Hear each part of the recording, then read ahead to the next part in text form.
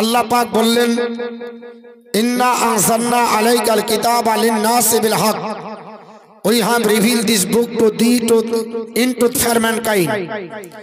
নিশ্চয় হাবিব আমি আল্লাহ কোরআন অবতীর্ণ করেছি মানুষের কল্যাণ কল্পে। জোরে বলো সুবহানাল্লাহ। কোরআন এসেছে কেন? মানুষের কোরআন আপনার হেদায়েতের জন্য, মানুষের কল্যাণের জন্য। আজ আমরা মুসলিম সমাজ, মুসলিম আপনার সমাজের মানুষ, ইসলাম ধর্মাবলম্বী, আমরা আল্লাহর কোরআন পড়ি, কিন্তু সব থেকে দুঃখের বিষয় আমরা ইসলামিক কালচারকে বর্জন করে বর্তমানে নাস্তিকতার কালচার ধরেছি। খ্রিস্টানদের কালচারে আমরা এখন প্রভাবিত। আপনি বলবেন খ্রিস্টানদের কালচার আমরা কি করে মানি? আমরা উঠতে বসতে চলতে ফিরতে খেতে পোশাক আশাক সব কিছু আমরা কিন্তু খ্রিস্টানি কালচারে চলছি। আপনি বলবেন প্রমাণ? যদি প্রমাণ নেন আমি আপনাকে সকালবেলায় বলছি, আপনি সকালবেলায় ফোন যখন করছেন, ফোন ধরে মুসলমান সালাম না দিয়ে বলছে গুড মর্নিং, বলছে না? বলছে না? তার মানে সকাল তোর ভালো হোক, দুপুর তোর জাহান্নামে যায়। সকালটা তোর ভালো হোক, গুড মর্নিং মানে কি? শুভ সকাল, সুপ্রভাত। এটা হলো খ্রিস্টানদের বলি। কিন্তু don't mind about my lecture, আমার কথাতে কারা যারা জেনারেল এডুকেটেড আছেন রাখবেন না। আমিও জেনারেল ছাত্র, আমিও জেনারেল আপনার লেখাপড়া করেছি, আমিও এমএ বিএড করা ছাত্র একজন। কিন্তু আমার কথা হলো আপনি জেনারেল এডুকেটেড আছেন, ওটা আপনার পার্থিব জগতের চাকরি বাকরি চলার ক্ষেত্রে, কিন্তু ব্যবহারের ক্ষেত্রে না। আপনাকে চলতে হবে, উঠতে হবে, বসতে হবে সব নবীর সুন্নতি তরিকায়। কার তরিকাতে হবে? জোরে বলতে হবে, আমার সঙ্গে কথা বলেন। নবীর সুন্নতি তরিকায়। নবী যেইভাবে বলেছে, নবী যেইভাবে খেয়েছে, নবী যেইভাবে চলেছে, নবী যেইভাবে পোশাক পরেছে, এটা হলো আপনার আমার জন্য মডেল। বর্তমান যুগে সকালবেলাতে বাপ বেটাকে ছুঁয়ে যাচ্ছে, তার মানে কি? টাটা মানে, টাটা মানে হলো যাচ্ছিস যা আর ঘুরে আসিস না। বুঝতে পেরেছেন? টাটা মানে কি? যাচ্ছিস যা, ঘুরে আসিস না। আপনি বলবেন ইয়ার মানে আবার কি করে করছেন গো? আপনাকে ইশারায় বুঝিয়ে দিচ্ছি। আপনি এখানে আপনাকে বলা হলো আপনি বসেন, তো আপনি বলছেন তার মানে কি আমি বসবো না? আপনাকে ভাত দিচ্ছে, তার মানে কি নেবেন না? তা আপনি যে এরকম করছেন তার মানে কি যাচ্ছিস যা আর ঘুরে আসিস না, তো আপনার ভালো হবে? হ্যাঁ, আপনি যখন গেলেন বাড়িতে সালাম দিয়ে খোদা হাফিজ বলে গেলেন না, আল্লাহ আপনার হেফাজত করত। সকালবেলায় ছেলেটাকে আপনার বেলা হচ্ছে উঠে বলছে যে আব্বু একবার ইংলিশ বলে দাও, ড্যাড বলো, ড্যাড ড্যাড।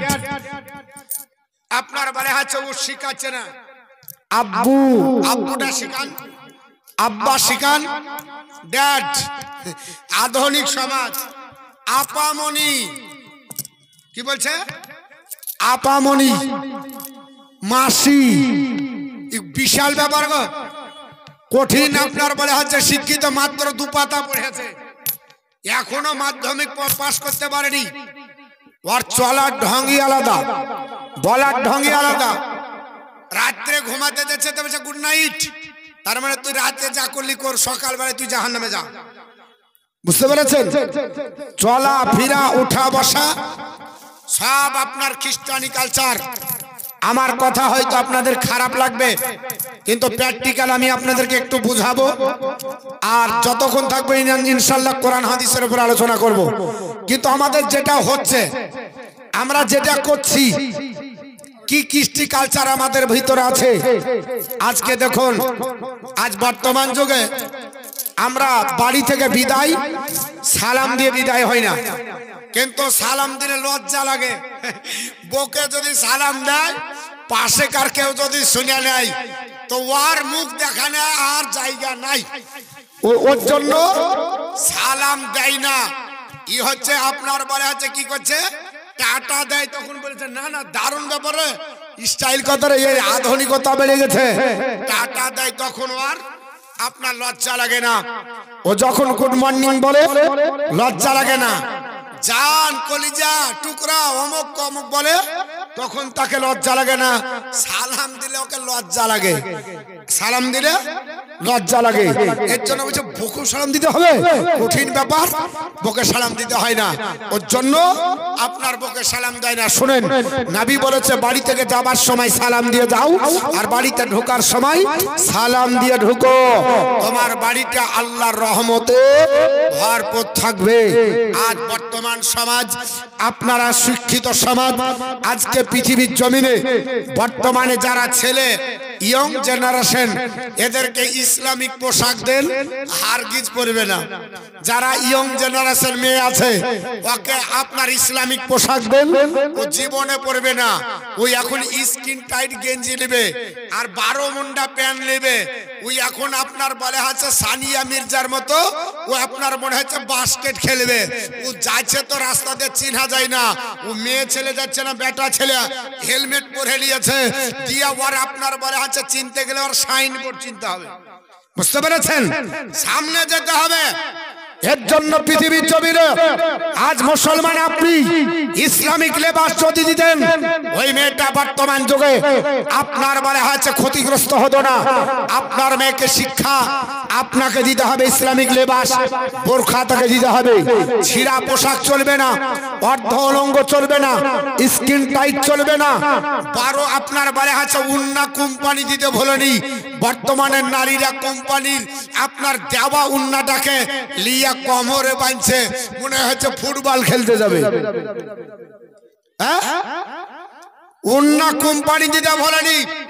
চুড়িদারের সঙ্গে একটা উন্না ফ্রি দেয়, দেয় না দেয় না? এই কোম্পানি বুকা বুঝেনি, ও একটা ফ্রি ভরেছে। আর এই আপনার শিক্ষিত সমাজ বুঝে নিয়েছে, দিয়ে কোমরে বেঁধে নিচ্ছে, মনে হচ্ছে এখনো কারগিলের যুদ্ধ করবে।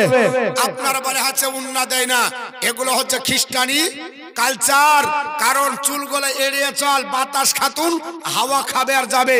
কারণ আগামী পরশুদিন থেকে আপনার বলে হচ্ছে ট্রেনিং হবে, আপনার জানুয়ার ঢুকছে, এই জানুয়ারের সঙ্গে মোকাবেলা করতে হবে। খ্রিস্টানি পোশাক আপনার বলে হচ্ছে চলবে না। কারণ আগামী জানুয়ারির 1 জানুয়ারি কবে, জোরে বলেন 1 জানুয়ারি কবে? ও জানুয়ার লাই মনে হচ্ছে আজ তো জানুয়ার ঢুকছে, এখন থেকে সিগন্যাল পড়ে গেছে। ভদ্র সমাজ আজ আপনার পৃথিবীর জমিনে আমরা সুশিক্ষিত সমাজ, আমরা চলতে ফিরতে সব জায়গাতে খ্রিস্টানি আমরা আপনার বলা হয়েছে প্রথাকে অবলম্বন করি। একটা নাপিতের দোকানে ঢুকবেন, 7 বছরের বেটা জিজ্ঞাসা করছে কেমন কাটবি, তবে যে এদিকে মেরে দাও 2টা লাইন, এদিকে মেরে দাও 2টা লাইন। আরে এখনো আপনার মুসলমানি হয়েছে কিনা ঠিক নাই। ওর আপনার বলা হচ্ছে স্টাইল চুল কাটার কি গো, তবে যে এটা কাটবো, এটা এটা দেখে দিছে, মানে ক্যাটলগ রাখা আছে কেমন কাটবি। হ্যাঁ, ঘোড়া কাট কাটবি না মহিষ কাট কাটবি না গরু কাট কাটবি না ছাগল কাট। তবে ছাগল কাট কেমন, বলে ছাগল কাট বুঝো না, বিক্রি হয়ে গেলে 2টা কাঁচির ঢেরা দিয়ে দেয়, হয় না হয় না? এটা হলো ছাগল কাট। গোটা চুল থাকলো এই মাথায় আর এই মাথায় 2টা ঢেরা দিল, তার মানে বিক্রি হয়ে গেছে, এই খ্রিস্টানের কাছে বিক্রি হয়ে গেছে। ঘোড়া কাট আর আপনার বলে হচ্ছে আমেরিকার টুপি দিয়ে এসেছে, বুঝতে পেরেছেন তো? মনে হচ্ছে যে একবার সুফি সাহেব, চুল নাই আর যাহা টুপি দিয়ে তুলেছে, তো এত বড় বড় আপনার চুল, মনে হচ্ছে ও আপনার হাফ লেডিস। হ্যাঁ, হাফ লেডিস। এই যে আপনার চুল কাটার ধরন বর্তমানে, এটা হলো খ্রিস্টানি পোশাক। 3 প্রকারের চুল কাটা হলো সুন্নাত। কয় প্রকার? 3 প্রকার। 1 প্রকার ছোট, সব থেকে। আর এক প্রকার হচ্ছে কান পর্যন্ত, আর এক প্রকার হচ্ছে কানের নিচ পর্যন্ত। এই তিনটি পদ্ধতি মুসলমানের থাকবে, নবী করেছে। আর কোন অভিনেতা আধ খান নাড়া করেছে আর আধ খান থুয়ে দিয়েছে, এই হাফ পাগলা ওটাকে স্মরণ করছে, ওটাকে স্মরণ করছে। কেউ যদি ছিঁড়া প্যান্ট পরে তো ওটা পড়ছে, কেউ যদি হাফ আপনার বলে হচ্ছে জামা ছিঁড়া রাখে। এখন আবার দেখছে এদিক আলাদা এদিক আলাদা, মনে হচ্ছে এটা টায়ার লাগানো, এটা টিউব লাগানো, এখানে ভল টিউব লাগানো, আলাদা আলাদা। কঠিন ব্যাপার। জামার স্টাইল আলাদা। আর আমরা হলাম মুসলমান। আমরা কি মুসলমান? মুসলমান আমরা। জামার কাটিং আলাদা, প্যান্টের কাটিং আলাদা। খাচ্ছে তো আপনার বলে হচ্ছে তিন লোকে, কারণ এইদিকে মালবাহী রেখে আছে, এমনি করে খাচ্ছে। জিজ্ঞাসা করছে চামচের কাজ তুই করছিস রে? তো বলছে এটা লাগানো যাবে না, কারণ এখানে 1.5 হাত হয়ে গেছে। ই আপনার বলে হচ্ছে এত লম্বা করেছে। আর আপনার বলে হচ্ছে ও যদি কিয়ামত পর্যন্ত সেজদা দেয়, একটাও সেজদা কবুল হবে না, এক ওয়াক্তের নামাজ কবুল হবে না। সর্বোচ্চ 40 দিনের বেশি নখ রাখা যাবে না। আর অধিকাংশ মেয়ে চোখ আপনার নখ রাখছে, ওর পায়খানা পানি আপনার খরচ করে কি করে, ওটাই তো আমার আপনার বলে হচ্ছে বিবেক আসে না। এত বড় ভাল্লুকের মতো নখ, তো ও কি করে? ওর আপনার বলে হচ্ছে খাবার রুজি হয়, আপনার ইবাদত হবে। শয়তান আপনার 40 দিন যদি হয়ে যায় নখ, তো শয়তান বাসা বাঁধবে। এখন তো জিন্দা শয়তান ও নিজে হয়ে বসে আছে, তাহলে শয়তান ওর বাড়িতে আছে না নাই? দিয়ে বলছে বাপ বাড়িতে শান্তি না, থাকবে কি করে? জিন্দা শয়তান তুমি রেখেছো, পুষেছো। নখ আপনার এতনা বড়, পোশাকের ঢং আলাদা, খাওয়ার স্টাইল আলাদা, ঘুম থেকে ওঠার স্টাইল আলাদা, আপনার ডাক হাঁকার চাহনি আলাদা, সবই তো আলাদা খ্রিস্টানি পদ্ধতি। আজকে জানুয়ারি মাস আসছে, এখন থেকে প্রোগ্রাম সেটিং করছে, কি কি খাবি। তো বলছে যে শোন, শিডিউল তৈরি করছে, বেশি লাই বিদেশি দুটো চলবে। বিদেশি বুঝেন, দেশি আর বিদেশি, মানে এরা মদ বলে না, শিক্ষিত সমাজ তো। বিদেশি খাবে, বিদেশি। এ কি খাবে? বিদেশি খাবে, ইংলিশ খাবে, বাংলা খাবে। আমি প্রথমে বুঝতে পেরেছিলাম না ইংলিশ কাকে বলে রে, বাংলা কাকে বলে। তো বলছে ও মৌলবি বুঝবে না, তোমার ও আপনার বলে হচ্ছে এলাকায় নাই। আমাদের এলাকাতে একটা আপনার ওই কারখানা করার জন্য আপনার গেছিল। তাবা কে গেছে? আমাদের এলাকার সুনাম ধন্য একজন নেতার বেটা, একজন নেতার বেটা গেছে আমাদের সেই আপনার জল ট্যাঙ্কির ওখানে আপনার মদের হোটেল করবে। আমি বললাম যদি আমার আপনার শরীরে এক বিন্দু রক্ত থাকে, ও যত বড়ই নেতা হোক, আর ডিপুটেশন দিয়ে ওখানে বন্ধ করব, হতে দেব না। শেষ পর্যন্ত লোককে আপনার একত্রিত করলাম, দিয়ে আপনার বলে হচ্ছে বন্ধ হয়েছে, এখানে হয়নি। এখন কোথায় গেছে? তো বলছে না না এটা বাংলা হবে, বাংলা। বাংলা মানে বাংলা আলাদা, ইংরেজি আলাদা। তো বলছে হ্যাঁ হ্যাঁ ইংরেজিটা হবে না, বাংলা হবে। তার মানে এই মৌলবীকে বোকা বানাচ্ছে।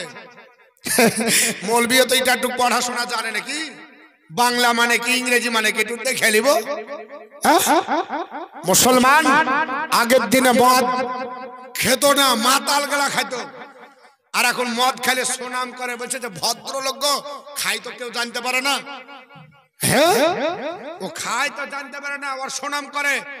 ও খায় কিন্তু কাউকে জানতে দেয় না, নেশা করে, আসে ঘুমিয়ে যায়। হারাম করে হারাম খেয়ে ঘুমাবে, আর সকালবেলা ওর মুখে প্রস্রাব ফিরে দিবে শয়তান। তো ওরকমই তো হবে, ওকে জানাবে কি করে?